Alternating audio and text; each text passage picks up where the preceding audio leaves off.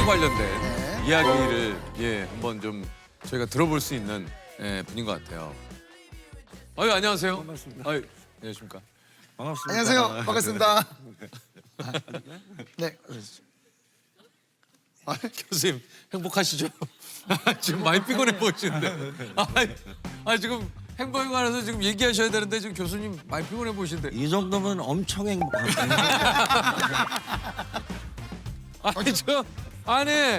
지금 교수님의 행복에 대해서 저희에게 얘기를 해주셔야 되는데 교수님이 조금 약간 피곤해 보이셔가지고 이거 행복하신가 지금. 자, 일단 제가 한번 소개를 드릴게요. 우리의 행복은 어디에서 올까? 이 질문을 30년간 연구한 세계적인 행복 심리학자 서은국 교수님이십니다. 반갑습니다, 교수님. 교수님 소개를 좀 해주세요.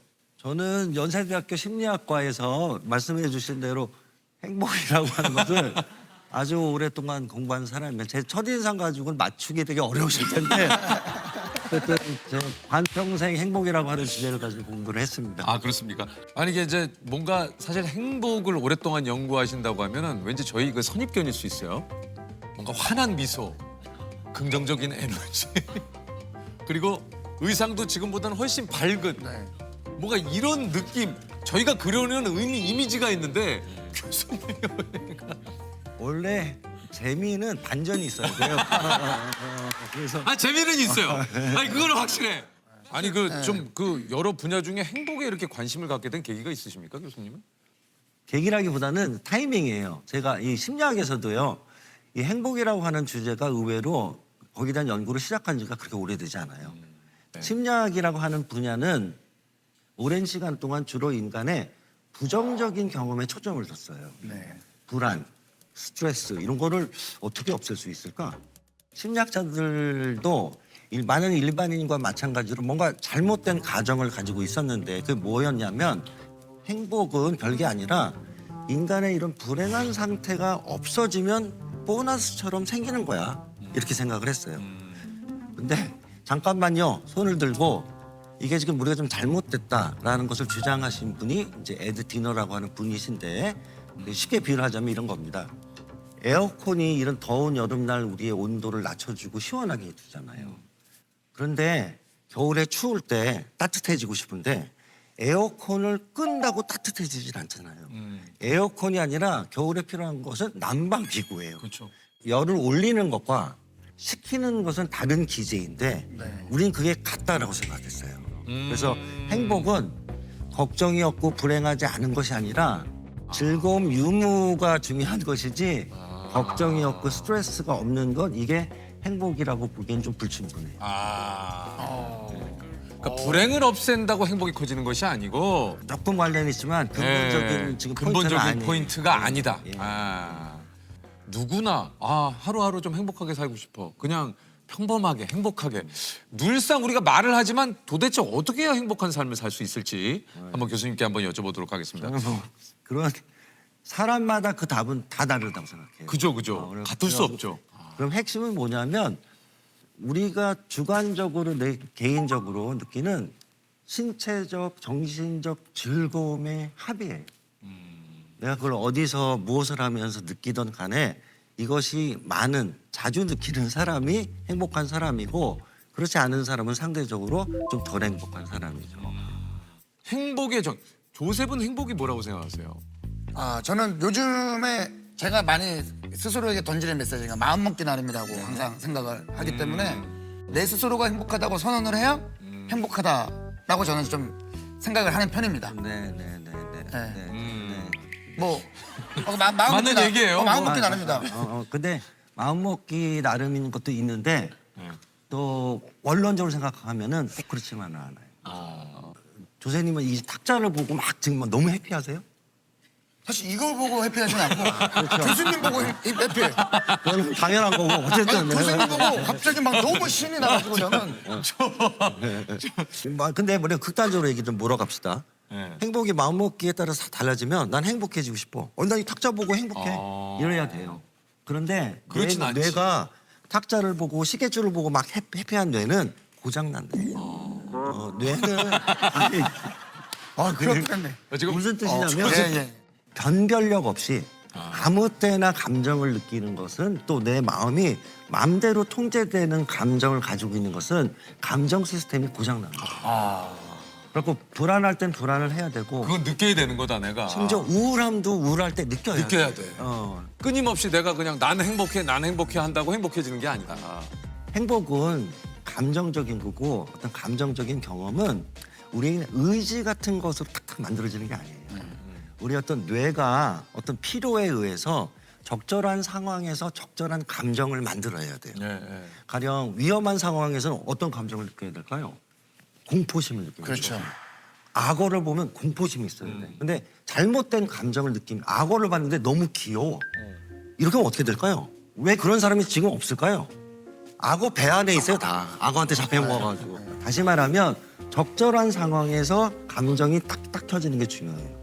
이 감정을 주관하는 이 뇌라고 하는 친구는 우리 입장에서 보면 좀 아쉽지만 우리를 행복하게 만들어주는데 일말에 관심이 없어요. 그것을 위해서 디자인이 된 게 아니라 이런 생존과 이런 것의 확률을 높이도록 이 뇌가 돌아가요. 그러니까 마음 먹기에 따라 달아. 그러니까 내 스스로 의지를 다지고 뭔가 이 상황을 내 스스로 극복하기 위한 원동력이 될 수는 있으나 그렇죠. 그러나 그렇죠. 이것을 현실을 부정하고 그렇죠. 모든 걸 다 긍정적으로 그렇진 할 수 않아요. 있어. 그건 아닌 거 봐요. 그렇진 않아요. 이런 것이 좀 필요하다라는 얘기신 것 같아요. 행복감을 느끼는 그 개인차들이 좀 있습니까? 있죠. 아주 큽니다. 그런 게 어떤 선천적인 기질이 우선은 굉장히 중요해요. 그래서 뭐 근데 지금 행복한 사람의 개인차 이런 질문을 하셨잖아요. 네. 그랬을 때는 이런 대표적으로 나오는 특성이 외향성이라고 하는 성격 기질이 행복과 확실히 관련이 있다라는 것이 한 연구가 아니라 수백 수천 편의 논문에서 반복적으로 나와요. 외향적인 분들. 네네. 이 행복감은 언제 켜지느냐? 인간에게 제일 중요했던 자원이 등장했을 때 생존. 그거는 인간에게는 다른 사람이었거든요. 그랬을 때 사람을 만날 때 잘하고 있어 알려주기 위해서 이 전구가 켜져요. 그러면 세상에 가장 뭐랄까요? 바보 같은 질문이 뭐냐면 어떤 성격이 좋습니까예요. 왜냐하면 성격이 다 있는 거는 각자 그 성격의 특성에 쓰임새가 있어요. 상황에 따라서. 수저가 귀한 걸까요? 젓가락이 귀한 걸까요? 그러니까 두 개의 쓰임으로 보았을 때 그래서 그렇게 객관식으로 묻는 것 자체가 우문이에요.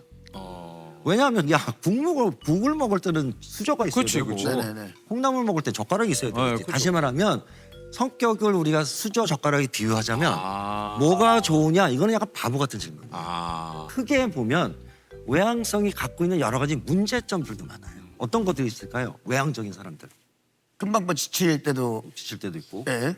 용맹하기도 하고 네. 등등인데 용맹을 넘으면 뭐죠? 오지랖이 될 때도 오지랖도 있고 네, 네. 만용이 있을 수도 있고 네. 뭐 가끔 그래서 막 사실은 나대는 경우도 있고. 많이 죽어요. 그렇죠. 용맹. 아. 예를 들면 이거죠. 악어가 앞에 있는데 야 내가 정리할게. 그렇죠. 득과 실이 근데 교수님 외향적이면 많이 죽는다. 저 굉장히 그러니까 이것도 저 굉장히 이것도 외향적인데. 너무 오해는 없으시기 바랍니다. 아니, 근데 설명을 그러니까 하자면. 설명을 하다 보니 아니 딱 생각나는 케이스가 뭐예요? 영국의 마우리스 윌슨이라고 하는 탐험가가 있었습니다. 전혀 등산 경험이 없어요. 에베레스트를 정복한다는 게 너무 좀 말이 안 되죠. 말이 안 되죠. 네. 아주 외향적이고 낙관적인 사람이에요. 그래서 이 양반이 무슨 계획을 세웠느냐? 내가 경비행기를 사서 그 비행기를 타고 가갖고 에베레스트 중턱쯤에 추락을 시킨 다음에 나머지로 올라가겠다. 기가 막히죠? 너무 너무 무모하죠. 와, 약간은 허무맹랑한 네. 얘기. 슈퍼 외향성. 네. 죽었어요. 외향적이지 않으면 뭔가 문제가 맞아. 그건 아니다. 맞아요. 그런 스트레스를 느낄 필요가 전혀 없다라는 말씀을 드리기 위해서 장황한 얘기를 했던 맞아요. 거예요. 그래서 저희가 질문이 그 다음에 이제 그러면 내향적인 분들, 집에 있길 좋아하는 분들은 덜 행복한 건가? 이런 질문을 또 저희가 이제 드리는 거죠. 그래서 평균적으로. 그래서 네. 내향적인 사람은 사실은 외향적인 사람이랑 똑같아요. 그래서 내향적인 사람은 혼자서 뭐 거울 앞에서 시집 읽을 때 제일 행복하다. 전혀 그렇지 않아요. 최근 연구를 보면 흥미롭게도 나 혼자 할 때 있는 즐거움이 누구와 할 때 뭔가 증가하는 폭의 정도가 내향적인 사람일수록 더 커요. 누구랑 뭘 할. 아. 다시 말하면 어쩌면 외향적인 사람보다 사람이랑 뭔가 즐거움을 교류하는 것을 더 뭐랄까 만끽하는 거는 내향적인 사람. 근데 이게 특이하네. 왜냐면 또 요즘 그런 얘기 하시는 분 많잖아요. 난 혼자 있을 때가 제일 좋아. 혼자 있을 때가 제일 행복해. 아무것도 신경 안 써도 되잖아. 예를 들면 이런 얘기 좀 많이 하시거든요. 내향적인 사람의 특성이 자꾸 나오는 것 중에 하나가 이 잠재적인 부정적인 부분을 너무 과도하게 예상을 해요. 이번 새로운 모임에 가면 어색함도 있잖아요. 맞아요. 근데 그 부분이 막상 가면 별거 아니야. 맞아요. 그죠? 막상 가면은 또 잘 있어. 인간에게 제일 재미난 자극이 뭐냐면 다른 인간이에요. 그래서 외향적인 분들은 이 약간 결핍된 자극의 양을 채우기 위해서 가장 주변에 있는 재미난 자극인 사람을 계속 찾는 거예요. 외향적인 친구가 뭐 밥 먹자 잘 있니 그러면 너무 고마워하지 마세요. 왜냐하면 나를 꼭 좋아해서가 아니라 이용당하는 거예요. 근데 자기의 어떤 자극 하마 같은 것이 외향적인 사람인데 어쨌든 그러니까 교수님이 얘기하시는 의도는 뭔지 알겠까? 이용이라는 표현이 좀 자극적으로 좀 들리긴 하지만, 그러니까 그만큼 그 사람도 그 사람입니다만 네. 내가 어떤 요 하는 데 있어서 네. 그 사람과의 어떤 요 시간이 좀 필요할 때도 있다. 맞습니다. 이게 이제 매년 유엔에서 발표하는 세계 행복 보고서라는 게 있어요. 올해 143개국 국가 중에 핀란드가 7년 연속 1위, 2위는 덴마크고 3위가 아이슬란드. 한국은 52위를 기록을 했다고 하는데 왜일까요? 이렇게 그 핀란드 국민 여러분들이 이렇게 느끼는 행복감이 높은 이유가. 이 지금 말씀하신 핀란드나 덴마크나 이런 국가들이 스칸디나비아 북쪽 국가들이잖아요. 가장 두드러지게 나타나는 것 특성 중에 하나가 이런 국가들이 전 세계에서 가장 개인주의적인 철학이 어떤 강한 나라예요. 근데 이 개인주의라고 하는 거는 우리가 자칫 잘못 생각하면 자기 것만 챙기는 어떤 이기주의랑 혼돈할 수가 있는데 그게 아니라 개인주의는 뭐냐면 어떤 틀에다가 가둬가지고 이게 옳건 너희 건 다 틀렸어 이렇게 하는 게 아니라 너 각자의 생각이나 가치나 이런 것들을 철학을 존중하는 어떤 포용성을 얘기하는 것이거든요. 네. 근데 그렇지가 않고 야 인생은 일로 가는 거야. 이게 정답이야를 정해주고 이런 개인적인 취향은 다 자꾸 쓸어가지고 한 방향으로 몬다. 너무 지배하는 사회에서는 자유도가 있기가 좀 네. 어렵고 그러면서 집단주의적 가치가 조금 너무 과한 지역이 한국, 일본, 싱가포르 같은 지역이에요. 그래서 이 지역들의 공통점이 행복감은 좀 낮은 국가들이에요. 맞아요. 이게 그러니까 대를 위해 소를 희생한다. 맞아요. 이게 우리가 지금까지 좀 배워왔고 많이 들었던 사실 이야기들이. 틈이 날 때마다 그 스칸디나비아 분들에게 던진 질문이 있어요. 뭐예요? 뭐냐면 당신들은 일상에서 제일 비호감으로 생각하는 사람은 어떤 사람이냐? 궁금하네요. 그죠? 그랬을 때 다른 사람의 삶을 평가하는 사람.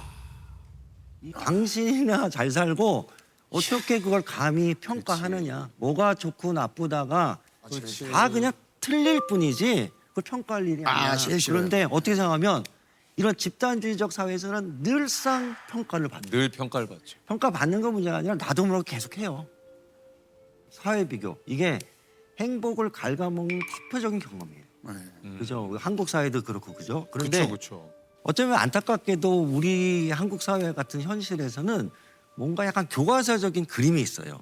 행복하기 위해서는 이러이러한 것들을 갖춰야 되고 저런 거는 그 약간 행복이라고 보기 어렵다.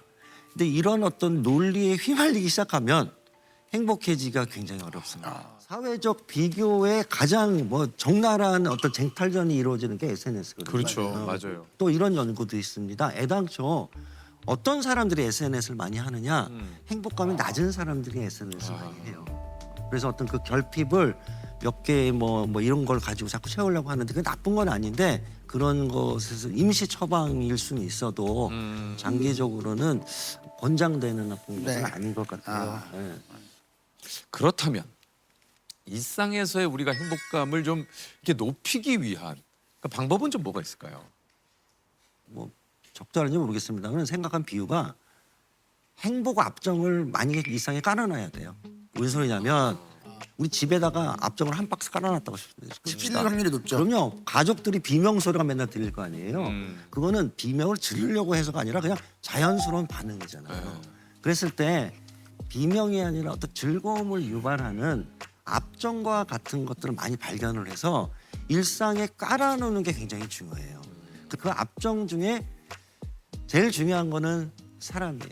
좋은 사람. 사람과의 미묘한 관계인데 최근 연구들을 보면 의외로 우리가 절친이나 이런 사람들은 아니지만 일상에서 마주치는 전철에서 보고 편의점에서 가면 맨날 보는 종업원 이런 분들과의 미묘한 어떤 사회적 경험의 합이 그 사람의 행복감에 굉장히 중요한 영향을 미친다는 있어요. 게 요새 논문들이 막 쏟아져 나와요. 있어요. 제가 행복은 즐거움의 강도가 아니라 빈도다. 특히 한국 사회는 우리는 어릴 때부터 너무 인생이 뭔가 좋은 일이 있으면 바뀌는 인생이 한 방이라고 생각하는 것 같아요. 인생은 어떤 한 컷 사진이 아니에요. 장원 급제 하는 날 그 화려함이 인생을 정의하는 게 아니라 그 이후에 수많은 날들의 누적 이런 것들이 이제 굉장히 중요한데 얼마나 자주 즐거움 같은 것들을 느끼느냐라는 빈도가 훨씬 행복에 있어서는 중요해요. 결국 나에게 즐거움을 주고 의미가 있는 게 뭐냐를 발견하는 것이 자기에게 줄 수 있는 굉장히 중요한 자산이자 선물이에요.